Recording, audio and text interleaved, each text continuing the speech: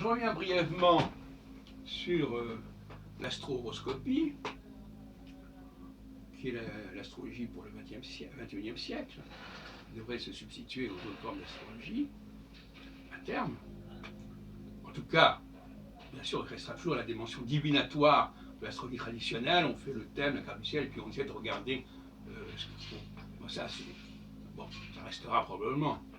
Mais la véritable astrologie, c'est pas ça. C'est l'astro-horoscopie.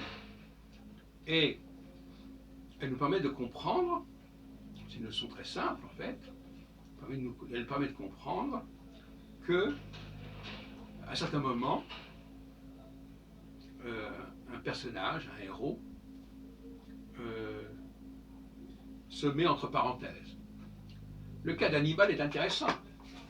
Hannibal traverse les Alpes avec ses éléphants, je ne sais pas si c'est pro ou quoi, peu importe, il traverse les Alpes, il fonce sur Rome et il s'arrête à Capoue. D'où l'expression les délices de Capoue.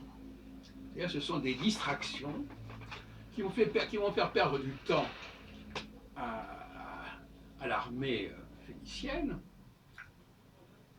de Carthage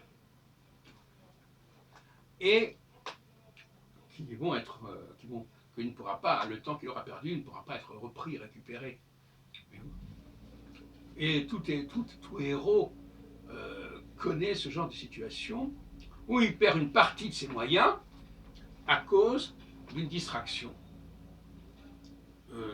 liée au plaisir, liée à la volonté de s'approprier certaines choses, des femmes, des objets, des villes, etc.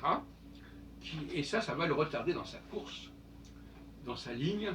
Et au lieu d'aller directement vers le but qui s'est proposé, il va faire une pause qui va peut-être lui être fatale et qui aura des conséquences considérables sur le cours des choses.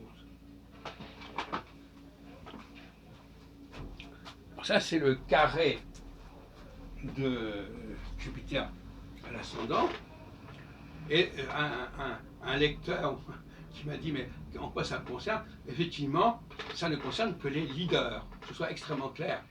L'astroroscopie, l'astrologie des leaders, la classe supérieure, pas l'astrologie des gens d'en bas. Sauf si ce sont des leaders potentiels.